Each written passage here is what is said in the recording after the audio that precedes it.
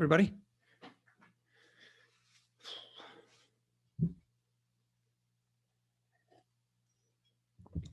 Hello. There's Vishal. Vishal is tasked to the hilt with Helm chart, automating the release of the Helm chart. Vishal, while we're getting ready, any initial luck there? We're going to have to actually hear your voice someday, Vishal.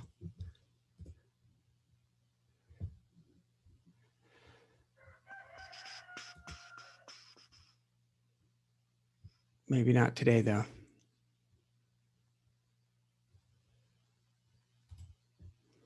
All right.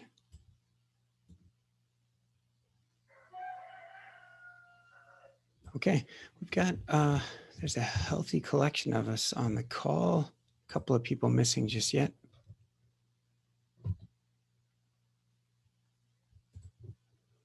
That said, we do have a full agenda, so we may as well get up and going.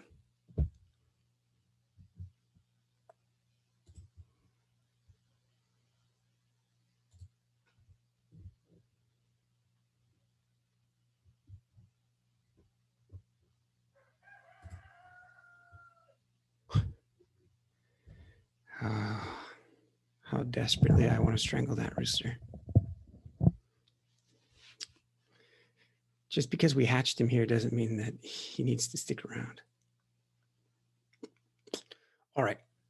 All right. Thanks. Good. Welcome everyone for coming, or thanks for coming. It's the 23rd of April. And I guess we could go back in time and count how many of these meetings we've had. I'm not sure. This might be, my guess would be, this would be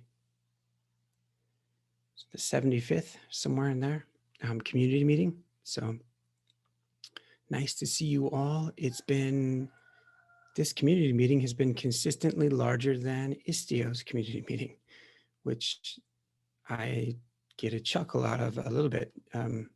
Just goes to show how much all of you are doing. All right, if you're on the call and you don't have your name in the attendee list, please drop it in. If you're on the call, have a webcam and don't have it turned on, please turn it on. We'd love to see you. Any newcomers today? Oh, nope. Except I just want to call out Temma's name. Nice to see you. But I know you've introduced on this call before, so. Okay. Announcements. We've had a number of people join this week, some newcomers. Just to help everyone get familiar with some of these folks, I'll call out a few that I recognize, or if I do. Oh boy. So Glaucia Mar. Glaucia Mar is at HPE. I believe she's in Brazil. I don't know that she's on, but she was excited to join. Her focus has been Python, and she's focusing on service mesh topics at HPE. So if you see her in Slack, say hi. Asuko has welcomed a few folks to the community. I believe Garfield, maybe more, but a few. Anyway, boy, I'm gonna feel bad if I don't call out everyone now. We did have our Meshree's first vulnerability, security vulnerability reported, and it was well reported confidentially, and we'll talk about some of its specifics later. Other announcements are KubeCon EU is coming up. It's virtual. We'll have a couple of sessions. The link is here. I'm bringing this up because of a couple of reasons. One is that, well, there's almost 50 of you that have helped contribute to creating Layer5.io, and it continues to evolve. One of the things that it seems that that we need to improve on, and so I'm looking for a volunteer, is, well, when you go to Layer5 community events, so you're looking at the events that we're participating in, places that you all go speak at, or give workshops at, or what have you, meetups that you run. And this is great. It's a nice consolidated collection of some of those activities. I think this doesn't represent all of them, but, and by the way, if you're doing something like this, let's get it listed. The help that I'm hoping someone might be able to offer is a little bit of a change of how of the behavior here. So if you click on one of these events, you'll get redirected to the external site, like the to the event itself. And we definitely want to have a link to the event that's appropriate. But we also have a small write-up of each of what we're doing there. But the user can't click to get to it. Each time they click, they leave the site. And so the ask is to make this the only external link, and anywhere else on the card, take the user to the actual page on Layer5 that describes the sessions and who's talking. And like, here's another example. So there's an IstioCon write-up about what was done, and there's actually, the lab is out there, what Abhishek taught people. And those are great resources, but they're not evident on the events page. So Lizette, I'm looking at you, or anyone that wants to volunteer to try to change this behavior.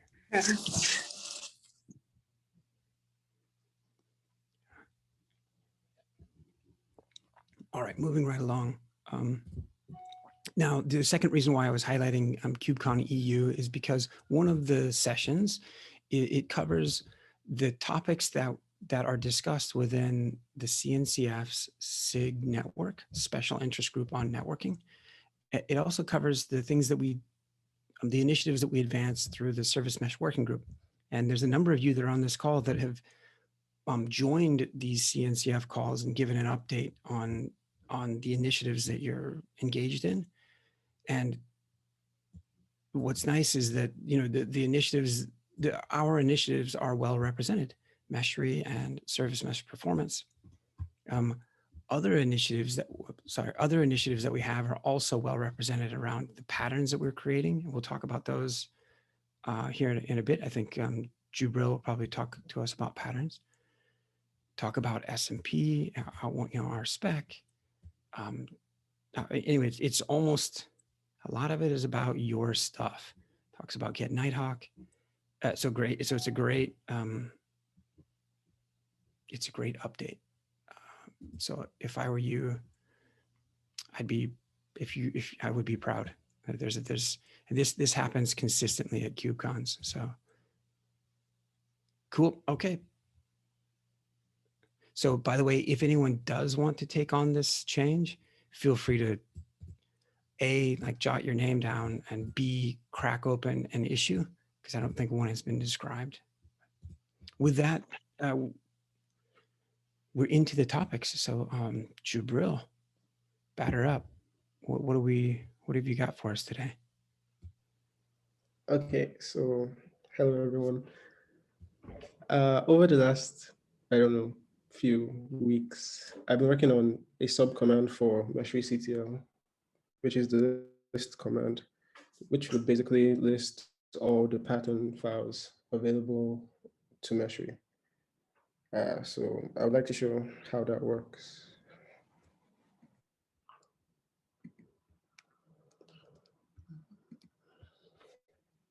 Is my screen visible? It is. Yeah. Okay. All right, so I haven't pushed this yet, but this is the latest binary I have, and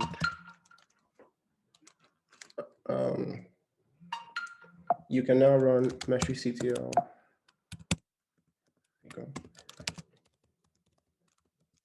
Pattern list, and the first thing that was required is a token, because if you're not authenticated, you can't list patterns on the server. So you need to pass in a token, which you could use -- token, or just -t for short.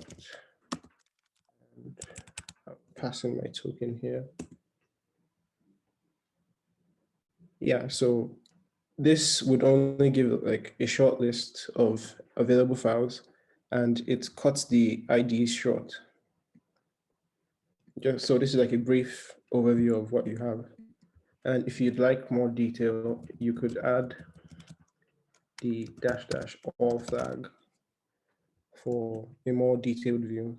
And you can see here that the file extension is now displayed, and the full ID, and also the timestamp is more rich.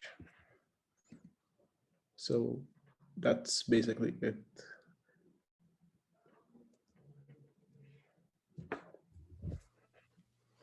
Well, good. You all know what comes next, which is, what questions do you have for Jubril? What did he do well, or what is he not doing well? And what the heck are patterns? What I have one question that like, is the all flag appropriate for this like like it is more of a verbose output, right? So I think maybe a verbose flag would be better for this output, the second output. Yeah, definitely. Lee and I were discussing the other day, and I wasn't really sure, since he's usually of the opinion that we should try and keep things consistent. So I'm a bit torn between making this -- or maybe just verbose. Yeah, Okay. or like in other places we use the all flag for listing like listing every patterns, but measure-ECTL pattern list already lists out all the patterns. So having an all flag would not make sense. So I would suggest going with the verbose flag. Sure. Fix that.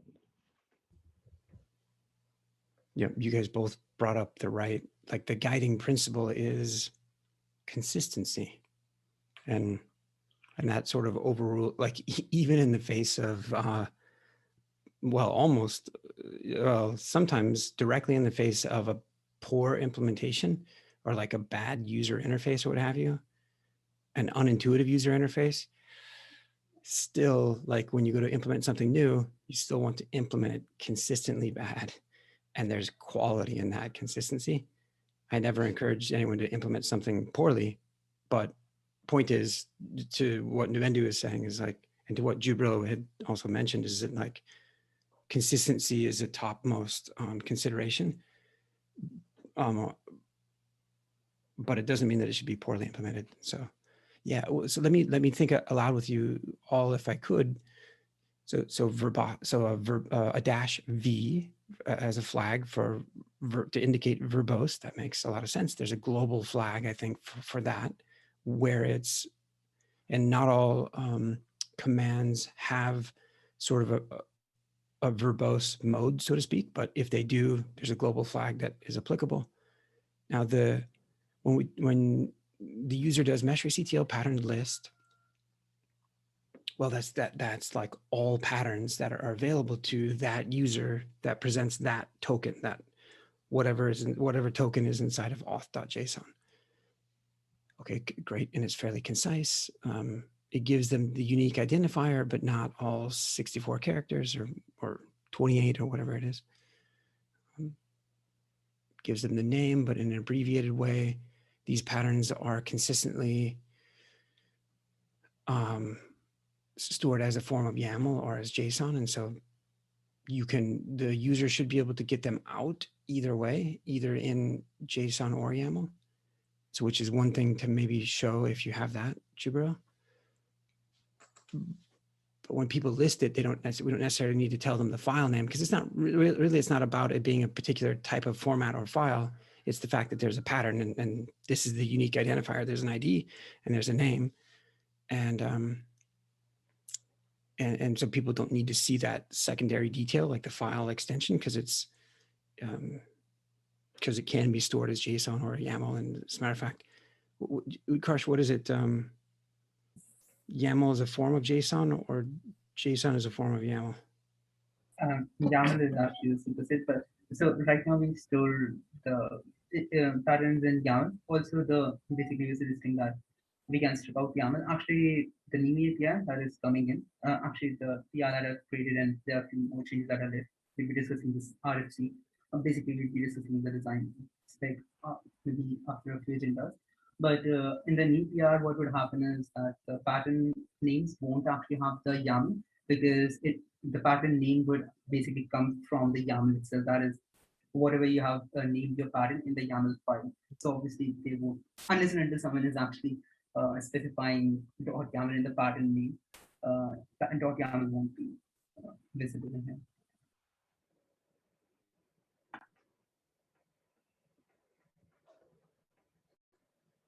Yeah, so I guess that makes sense. I'll clean this up. And another thing I forgot to mention is in the issue for this command, Lee requested that patterns also have like user IDs displayed. So right now, since I'm using a local provider, I don't have a user ID. So if the provider is set to none, I don't bother displaying an empty user ID. So that's another feature, I guess.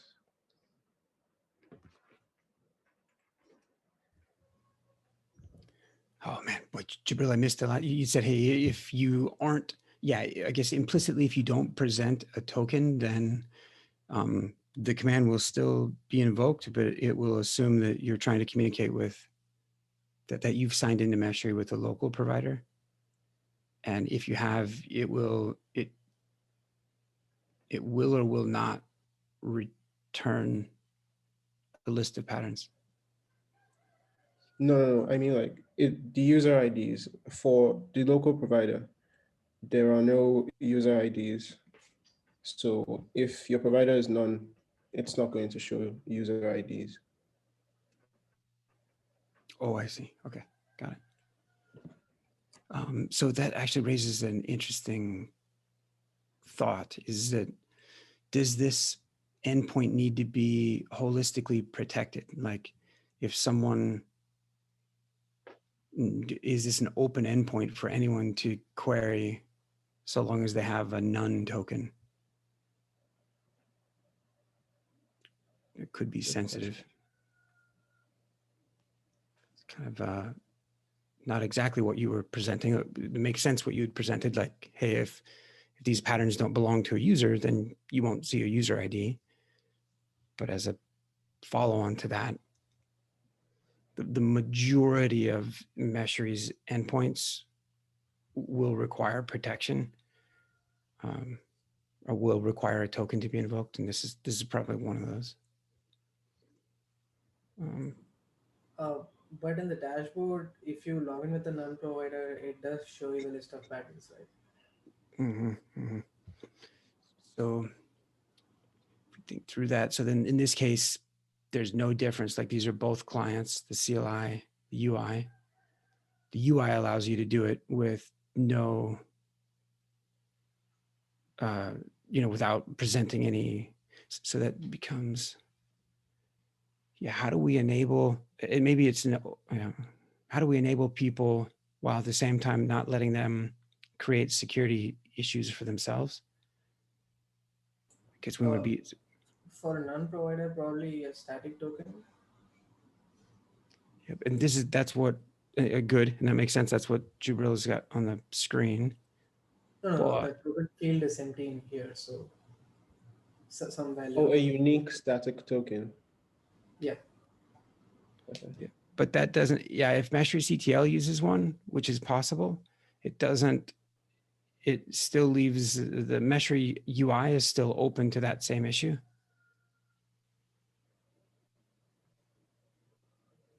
So it solves, maybe part of the problem.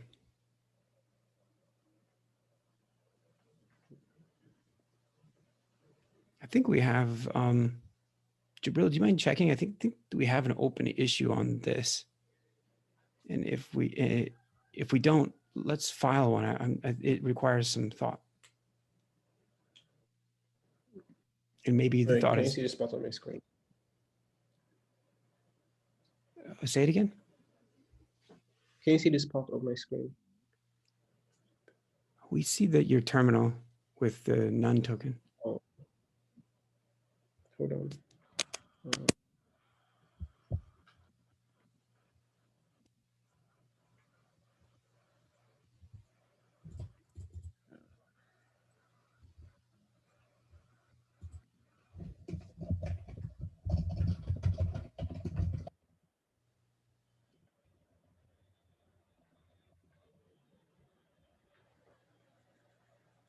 Oh yeah. So Jabril, if you don't mind, maybe you can look for it as a offline task. And Jabril, did you end up implementing output as JSON? No, I didn't. Cool. Good progress. Thank you. Yeah, it is. I had a question. So the API is actually presented. That is, by default, you get around, not around, actually, you get 10, maximum 10 patterns at once. So if I have 11 patterns, then how MysteryCTL pattern list is going, is it going to show only 10? And what about the 11 one or 21 one, basically? Well, right now it's going to return all the pattern files that the server gives it. And that is going to be 10 actually, if you haven't specified how many patterns you want. It caps it to 25, right?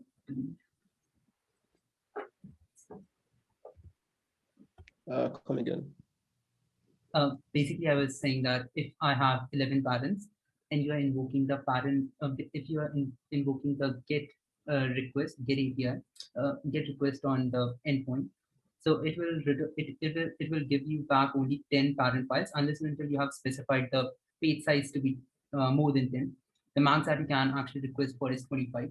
So what I was asking, basically what I was coming to is if I have more than 10 or more than 25 patterns, how would that be basically dealt with in MysteryCTL pattern list?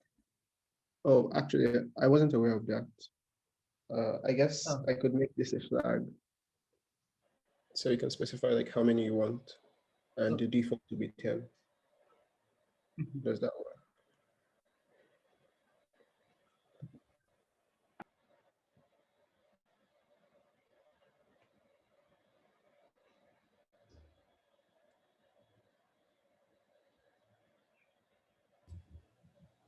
Cool. Cool. Anything else? Or was that an unanswered question or? No, it was answered. So he'd be actually, Jabril would be adding a new flag where we can specify how many patterns you actually want.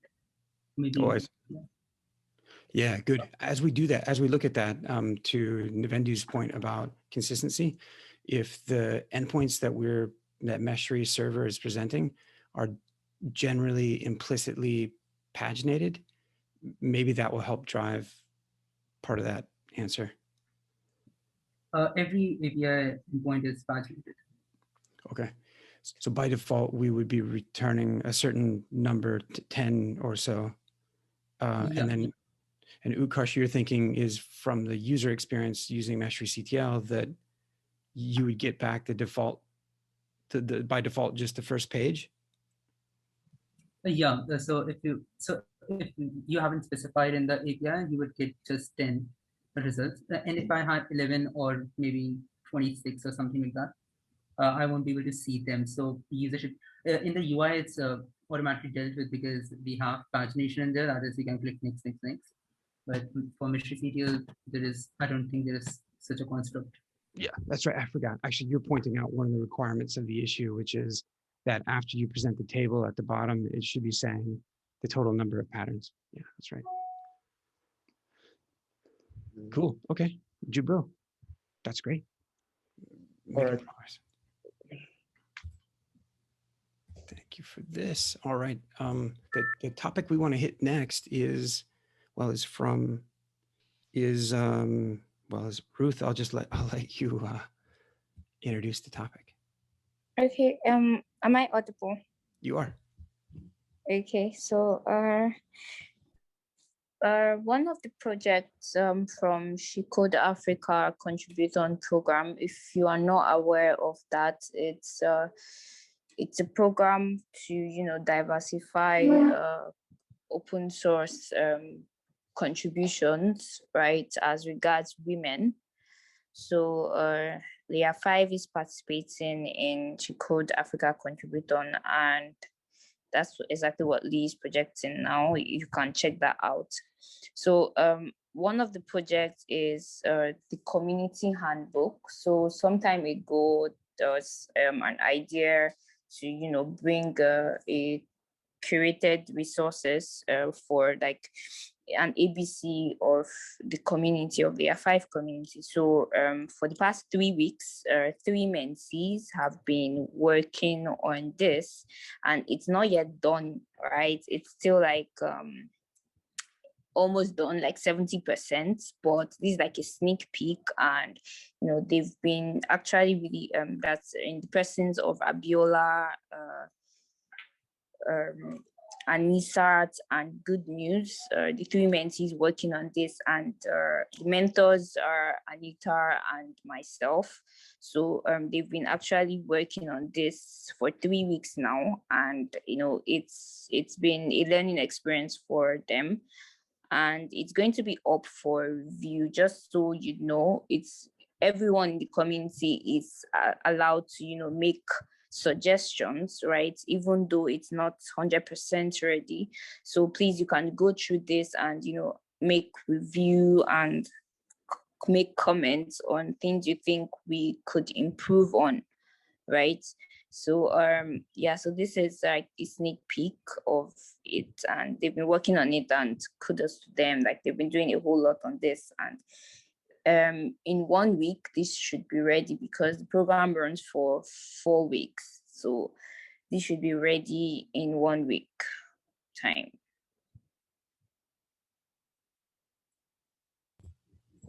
Wow. It takes a while to describe all the things that are going on. That's impressive. This is it's fantastic. So Ruth, so I think a couple of things that you're mentioning. So Anisat, Good News, and Abiola have been charging forth on this, have been producing this, and then so about a week left. It's a sneak peek today, but and I think you were saying this, is it appropriate for us to put a link to this sneak peek, to this early draft in the community meeting, and begin to solicit some early feedback? Or is that premature?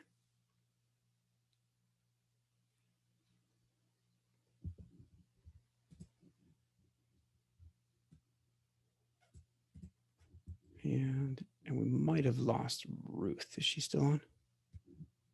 Yeah, did you ask a question? I didn't get that. Oh yeah, it was long-winded as usual, which is to say, is it appropriate for us to put a link to this sneak peek, to this early draft? Yeah, you should maybe put it as suggesting, so we don't, yeah, so people can make comments. Yeah, put the link for a suggestion. Yeah, so people can make comments. Gotcha. Okay. Yeah, thank you. Oh, nice. That's great. That's awesome. That's awesome. Thank you for that, Ruth. And Ruth, if you might have a conflict coming up. So if you have to drop, nice to see you today. All right.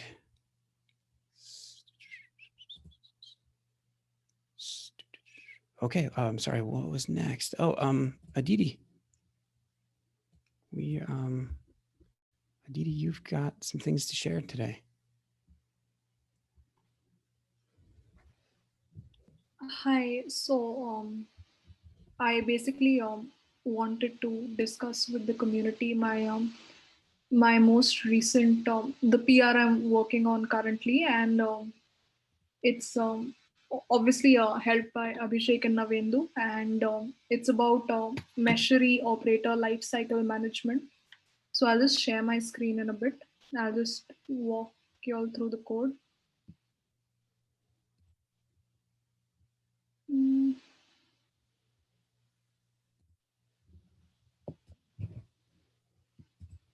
Yes, so basically it started out by working on the stop side. So when we run Meshery CTL stop now, it invokes these three operator files: operator, broker, and mesh sync, and deletes the corresponding resources. And now for the start side of the life cycle, initially start did not invoke these resources, and it did not download these either. So now the first thing I did was I changed the download manifests function, and I download these. I have centralized the URLs and the locations similar to the other Meshery parameters. After downloading, so the download is referred to in fetched manifests, I believe. So that downloads these. After that, I applied these manifests using the apply manifest function as usual. This kept the abstraction in the start function the same, and did this all in the background. So this is applicable for system start, system restart, and system channel switch. So one long term one potential long term addition Abhishek had mentioned to me was that we could maybe version these operator files, and maybe add a parameter to config.yaml. I had opened a PR for this, and if I would like it if the community could give me some feedback, or um, you know, any questions or anything of that sort.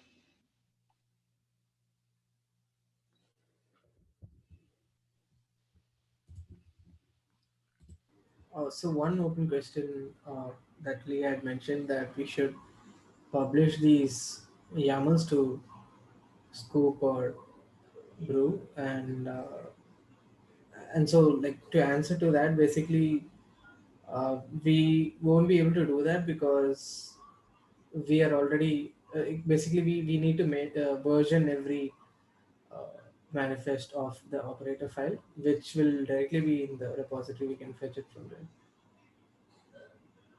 Okay. Wait, So was right that now was we that are at V1, I believe, from the title of the file. No, whatever you've done is the right one. Okay.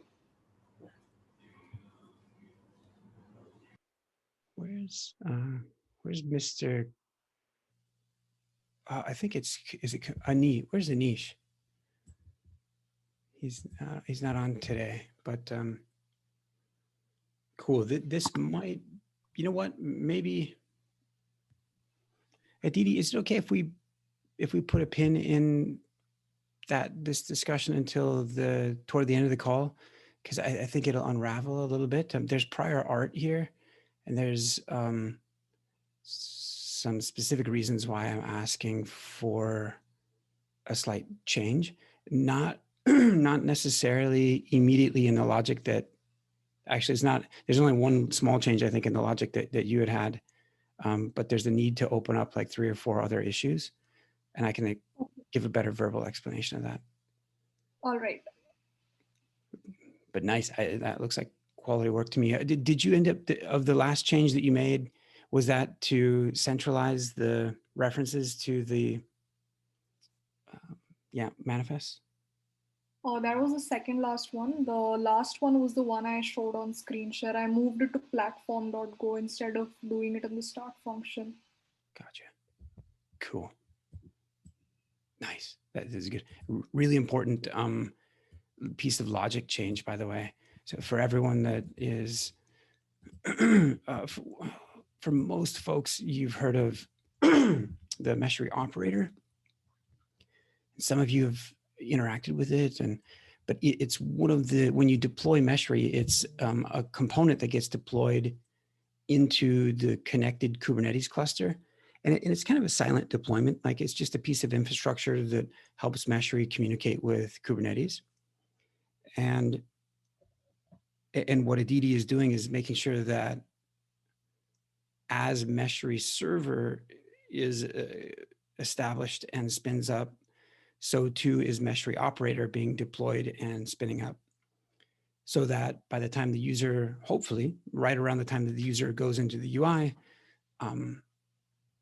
they might be pleasantly surprised that Meshery is already aware of, like, has, well, pardon my language, but has cardinal knowledge of Kubernetes right as they enter into Meshery's UI for the first time. And what a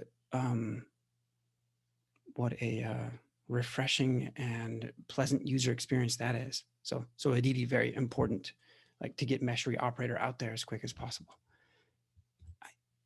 I didn't realize we had fat-headed contributors, but I guess that's what happens with big brains. So Dhruv, dang it. Well, it's no fun to try to make fun of someone when they're not on the call. So, okay, Aditi, let's come back to those other couple of issues. Like those are pretty juicy and interesting. I think you'll find them interesting as well. So this is great. Yeah, these right here. Yeah, exactly. So then Ruth gave her update. All right, so next up, next up was just, for the most part, for me, I wanted to call out the fact that there are a number of design documents out there. 1, 2, 3, 4, 5. Designs, wait, 6, because Piyush cheated and put out 2. Jeez. All right. No, wait, how many does that make? Yeah, 6. Okay. Anyway, needless to say, there's a lot of specs. And just like Aditi was asking for some feedback, the same thing needs to happen on the specs. People need to exercise their noodle, exercise your brain over the specs. It's an interesting thing. I think that some of you on the call think that you don't have much to offer with respect to reviewing some of the specs. And that might be true in certain areas. It will, if you're around here long enough, inevitably that won't be true, that you will have something to offer on all of them because you'll have context for it. You'll begin to form an opinion as well. But on each of them, a lot of them, especially the Meshery CTL ones, part of what they are is a user experience.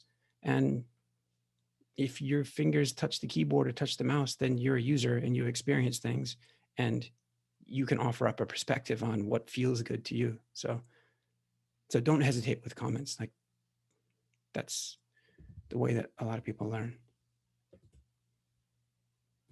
Okay, cool. I don't know that we have, especially with the time that we have, that the intention was to necessarily present these and go through them in detail. And as a matter of fact, like we should, but we should really only go through these in detail after everyone has had a chance to place comments and do an asynchronous review. And so this to me looks like a great agenda for Meshery's meeting on Wednesday, is to try to chew through as many of these as we can.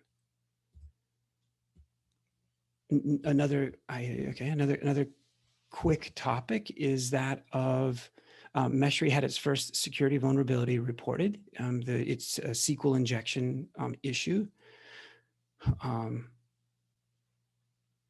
Wang Seng is the individual that reported it and did a fantastic job of sending it in confidentially, so as not to, encourage others to go,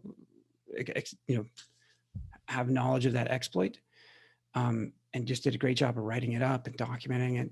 And so that's been passed along to all of the maintainers. Anyone who has a maintainer role here should have those details. And if you don't, let me know. But we should work to address it. So this is a good time to highlight a couple of things. I mean, so Meshery as a project continues to grow up, so to speak.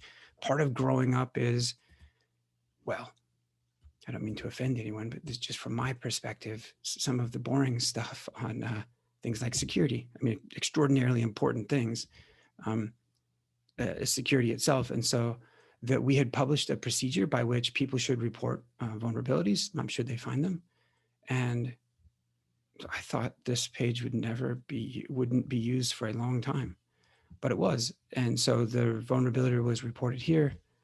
And so what a great thing. So just as a refresher to me, what did we say? We said the Mesh project maintains a mailing list for private early disclosure of security vulnerabilities. That's this one here. And this one should have all of the maintainers on copy. The list is used to provide actionable information to close Mesh partners, or to use, and we should maybe update this language a little bit, but, oh, I'm sorry. It's the list itself is to disseminate that to maintainers and to others that can help fix or even to those that are running Mesh if they need to know about the vulnerability early before it's publicly disclosed.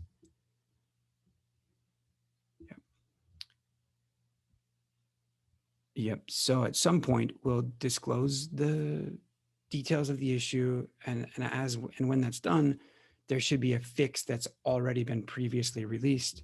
What we would be encouraging users to do is upgrade at the time. So this is a great way of exercising the procedure and the process, and it's a very low risk vulnerability, or it's no one is exploiting this today. The Wang, I wish he's not on, but is a security researcher. I think a student, probably interested in the project, and set about trying to hack in however he could. And that's great. That's the kind of thing that we need to help make sure that the project is robust. But what I mean to say by that is that there aren't a lot of other people trying to do the same thing, or trying to actually hack into actively running mesheries, so it's good that he's discovering those now before that's the case. So that's great. Another quick topic was that of a blog post that's being drafted now. It's this one here. This is a quick screenshot of what the blog post is. So, if you've been out to meshery.io, there's like a single blog post entry out there, and it talks about how meshery is compatible with and interfaces with SMI, this project SMI, and that was a while ago when SMI was announced. SMI, oops, that's SMP. SMI spec. This project has I think two or so blog posts, and so we're going to put up its third blog post about how meshery is used to provide conformance, to run tests and make sure that any system that claims compatibility with SMI actually has compatibility. And Utkarsh had recently, published the results of those tests on meshery.io. And I'm realizing now that I don't think we really have a link to these results, and I could be mistaken. So is your service mesh SMI compliant? See the testing SMI conformance. So this takes us to meshery's docs. That's appropriate, but I don't think that we have a link to the test results anywhere. So actually that's another item, another issue that we need to open, like somewhere in the site, we need to have a link to meshery.io/SMI, because these are the results that people will frequently reference. And that might mean that we would want to, it might be a footer item, but okay, but that, anyway, there's a blog post coming out, so that's great. Next topic is from Abhishek on Get Nighthawk. All right. So there is a quick update on the progress with the Get Nighthawk project. So let me just share my screen on while I explain the changes or the progress. So I have my screen visible. All right. So basically, we have been successful in publishing the Get Nighthawk artifacts on this particular repo that is called Get Nighthawk, where you can find all the artifacts that have been built in their respective releases. So the next step that we're taking on this project is to try to integrate Nighthawk as a load testing tool with Meshry, so that we can do some performance testing and gather some statistics based on whatever we're doing currently with other tools. So in order to do that, I had started by compiling the Nighthawk's protocol buffers, basically, which which are of three components here. And for in order to do this, I had a little bit tweaks on both the Nighthawk repository as well as on the Envoy repository to in order to generate these protocol buffers. uh, Maybe I don't go deeply into what the changes are, but there were a couple of changes in Envoy and Nighthawk repository, which I'm hopeful to publish it on their, like, basically push it as a PR on their repository. After doing that, I created a small client package which basically wraps up the gRPC client of this protocol buffer. Basically, the idea is that Meshry server would connect with Nighthawk client or the Nighthawk server binary with using gRPC as a protocol. And yeah, so basically the current changes are based on that, and the progress is that all the changes apart from the Meshry repository is being done, and it's hopeful to be done in a couple of days.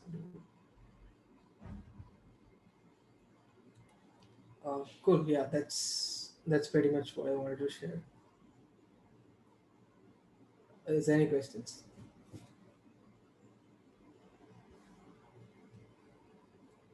Have you hooked it up such that you've been able to run a test, receive statistics, and have those shown in the UI or captured? Yeah, it's a stream server. Good. Just to re-clarify, have you done it? Have you seen them in the UI? No, like basically, I've not done the changes on Meshry yet. So after I do it, I might be able to see it in the UI. Okay.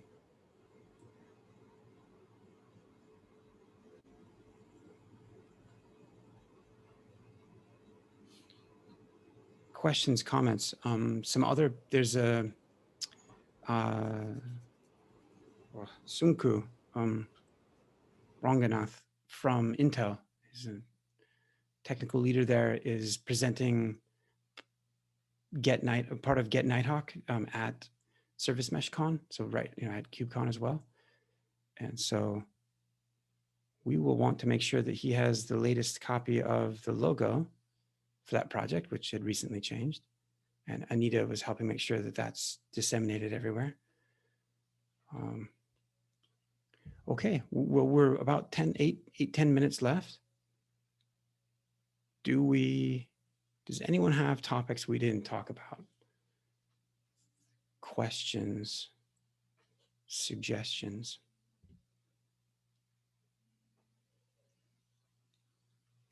I have a question.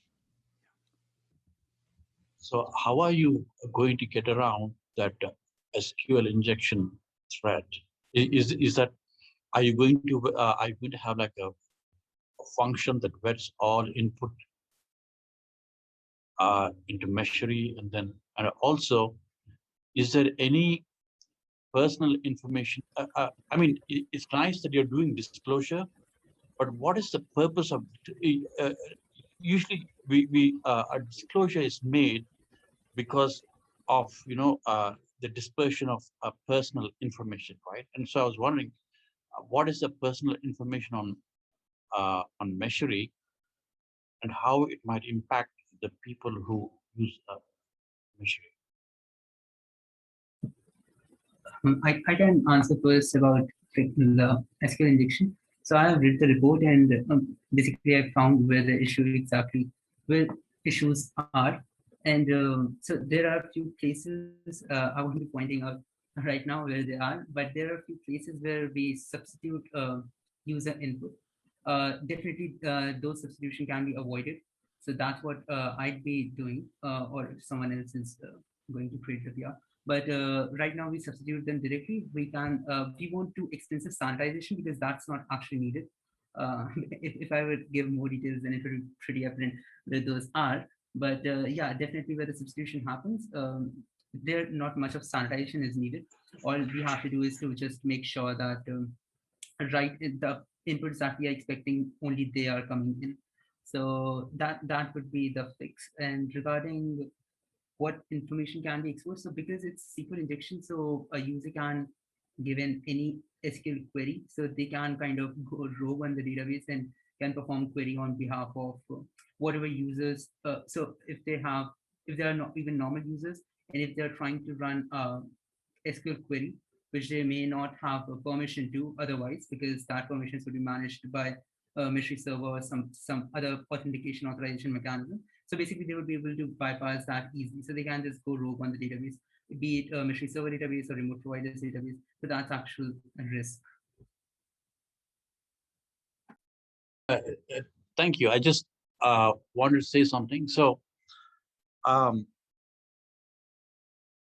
the thing is, there are more than SQL injections, right? So you have the other vulnerabilities, like if you input something larger than what the input field is, it will override existing fields, and that could turn out to be other things, right? So I was thinking, if you identify all the inputs in Meshery where something is coming into the input, and then whenever there is an input, if you have one function that vets any kind of input into any, it may be overkill in terms of performance. I don't know, maybe this needs to be thought out. Anyway, I'm sure what thought about it is a lot more. Actually, that oversized input that only happens when the database engine is not capable enough. So any database that we are using, they might be using a database engine like InnoDB or RocksDB or something like that, and they do ensure that there is no oversized parameter that are overwriting the next field. Okay.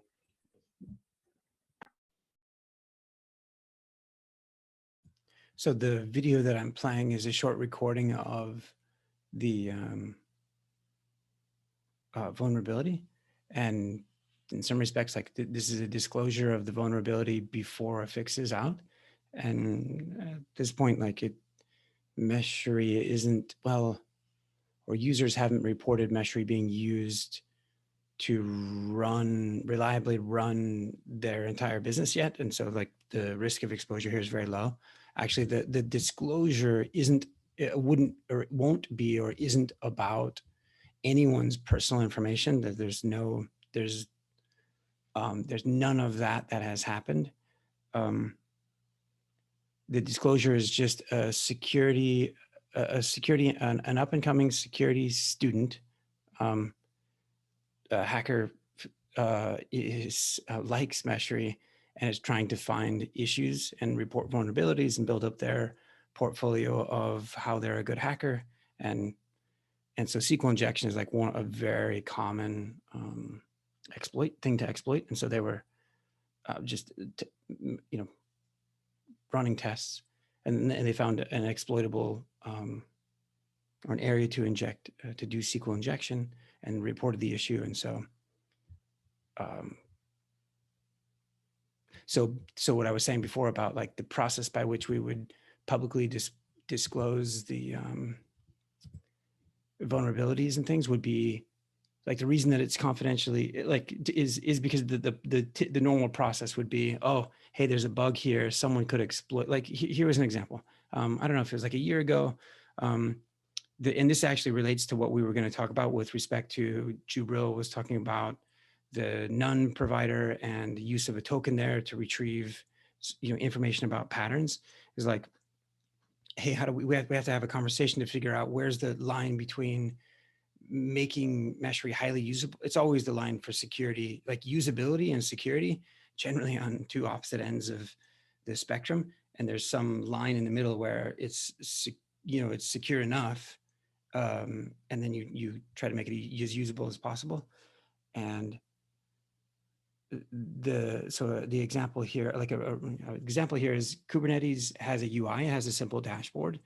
And by default, when you deploy Kubernetes, well, this was the case a year ago. By default, when you deploy Kubernetes, it operated it's more or less would operate kind of like Meshry does with the Nun provider, which is just if you install Meshry pointed at your cluster, and you expose Meshry's UI to the outside world, and you make that UI available externally on a public URL, well, then people can go to it and they can say, well, I'd like to sign in as none.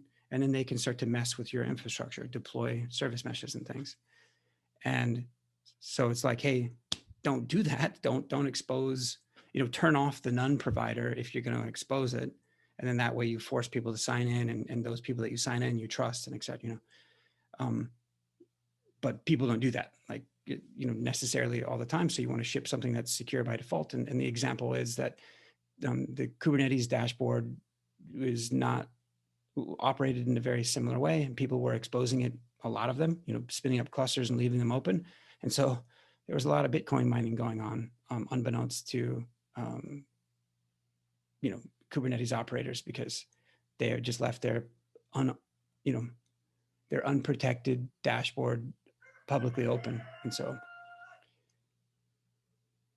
yeah. So it wasn't. So this security vulnerability isn't about people's personal info. No one's personal info is at risk.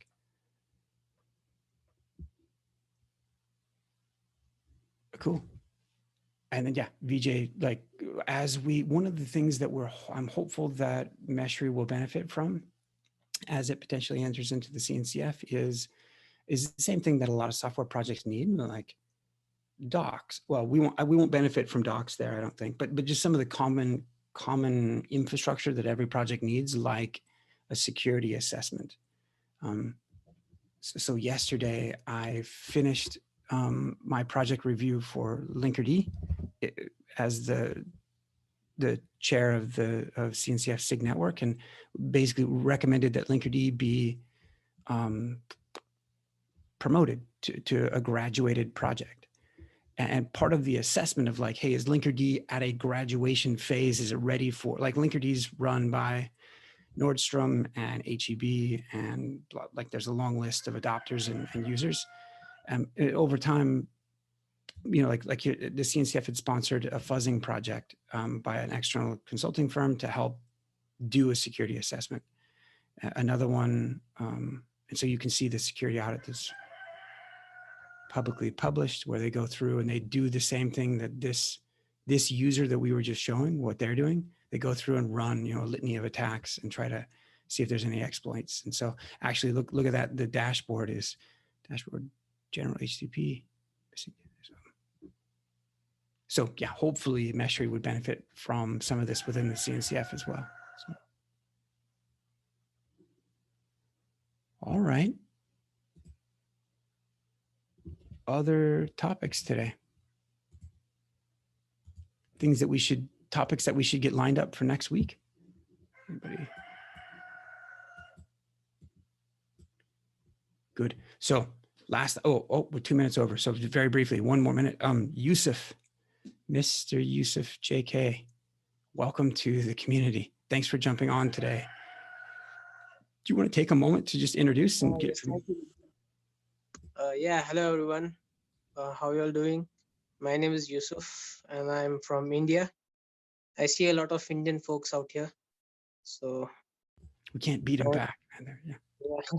I'm kind of excited to join this community, and let's build something out of this. Excellent. Very good.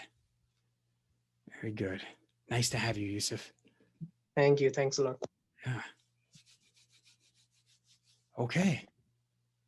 That's a wrap. see you all. Have a great weekend. See everybody next week.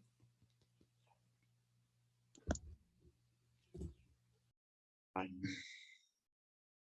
Bye, everyone. Bye everyone. Bye, Bye, everyone. everyone. Bye, guys.